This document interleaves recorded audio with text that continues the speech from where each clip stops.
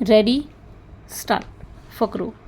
ગુજરાત પાસે 33 જિલ્લાઓમાંથી 14 મુખ્ય જિલ્લાઓ છે જ્યાં આદિવાસી સમાજના લોકો વધુ સંખ્યામાં નિવાસ કરે છે. ગુજરાતના અનુસૂચિત જનજાતિના લોકો રાજ્યના વન આચ્છાદિત સ્થાનોમાં નિવાસ કરે છે અને એટલે જ એમના ઉત્સવો અને સંસ્કૃતિમાં સૂર્ય, કુદરત, પ્રાણીઓ, પંખીઓ જેવા કુદરતી તત્વોને પવિત્ર અને દિવ્ય માનવામાં આવે છે.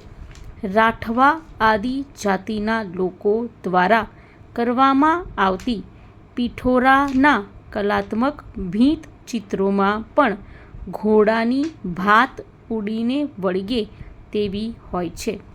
વારલી પેઇન્ટિંગમાં પણ લાલ માટીનો ઉપયોગ કરી ઉજવણીના ચિત્રો દોરવામાં આવે છે. આમ આદિવાસી સંસ્કૃતિ અને ઉત્સવો નિસર્ગની ખૂબ નજીક રહેતા લોકોની વિશિષ્ટતા દર્શાવે છે. ફકરો. સમગ્ર ભારત દેશના કુલ 19% ભૂભાગ પર વસવાટ કરતો અને ગુજરાતની કુલ વસ્તીના 14% વસ્તી ધરાવતો વનબંધુ સમુદાય વિવિધ ઉત્સવો અને સાંસ્કૃતિક ધરોહર સાથે ભારત અને ગુજરાતને એક આગવી ઓળખ આપે છે.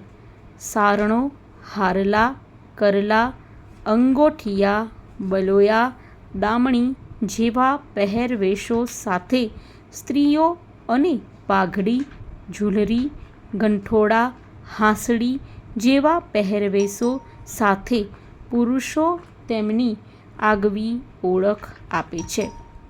ગોઠિયા ગોઠણ પ્રથાના લગ્ન રિવાજો ધરાવતો આ સમુદાય શુભ પ્રસંગે ગોત્રેજ ચિતરવાથી માંડીને પિઠોરા અને વારલી ચિત્રકલા માટે અત્યંત પ્રખ્યાત છે.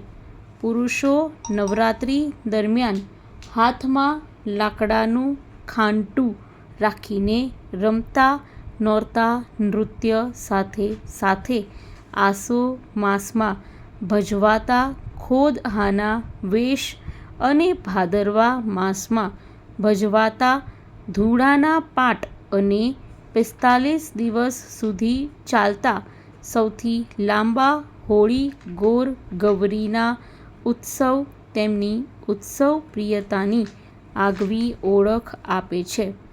જાન આવવાની આગલી રાત્રે વર અને કન્યાને ખાટલીમાં બેસાડીને કરવામાં આવતું મોરિયું નૃત્ય અને ડાંગ દરબારમાં થતું ચાળો નૃત્ય તેમની સંસ્કૃતિ સાથે ઉત્સવનો સુગમ સમન્વય દર્શાવે છે.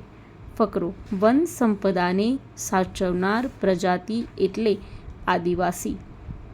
ગુજરાતમાં ઉમરગામથી દાંતા અંબાજી સુધીનો પૂર્વ પટ્ટીનો વિસ્તાર આદિવાસીઓનો છે.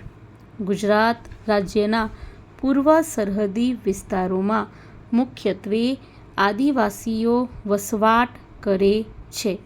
આદિવાસી લોકો સહનશીલ અને મહેનતુ હોય છે. સ્ટોપ.